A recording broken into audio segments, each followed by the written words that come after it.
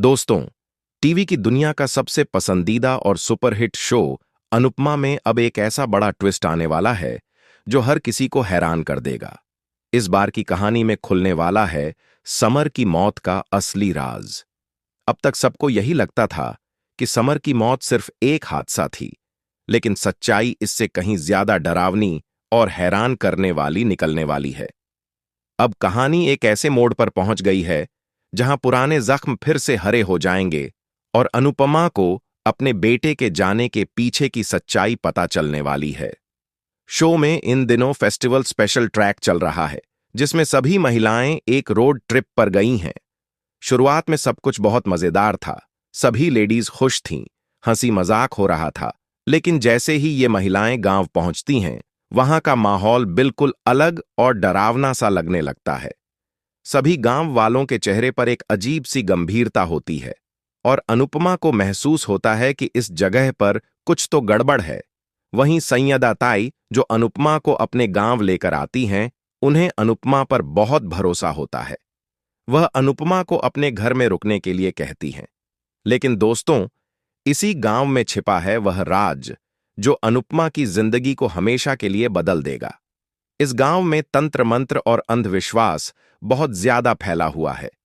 यहां पर महिलाओं और लड़कियों के साथ बेहद बुरा व्यवहार किया जाता है। उन्हें डराया जाता है, सताया जाता है और कई बार उनके साथ अमानवीय काम भी किए जाते हैं। अनुपमा को इस बात का अंदाजा तब होता है जब एक लड़की हिम्मत करके सबके सामने आकर सच्चाई बताती है।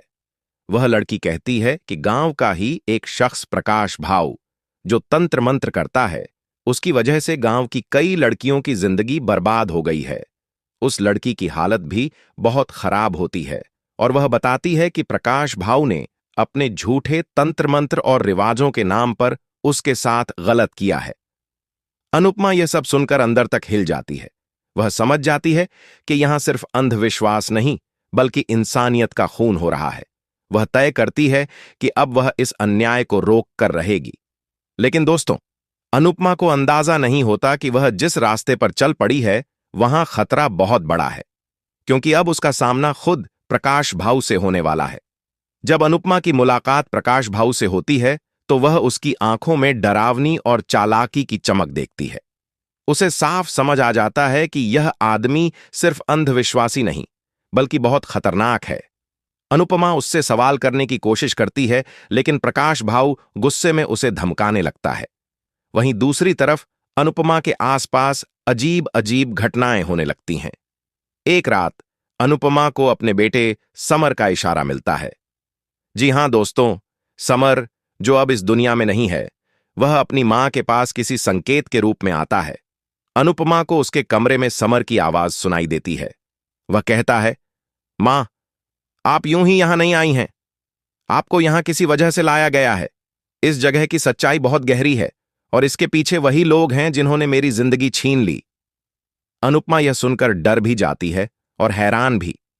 उसे समझ नहीं आता कि समर की मौत और इस गांव के बीच क्या रिश्ता हो सकता है, लेकिन अब वह तय कर लेती है कि चाहे जो हो जाए, वह यह राज जरूर खोलेगी।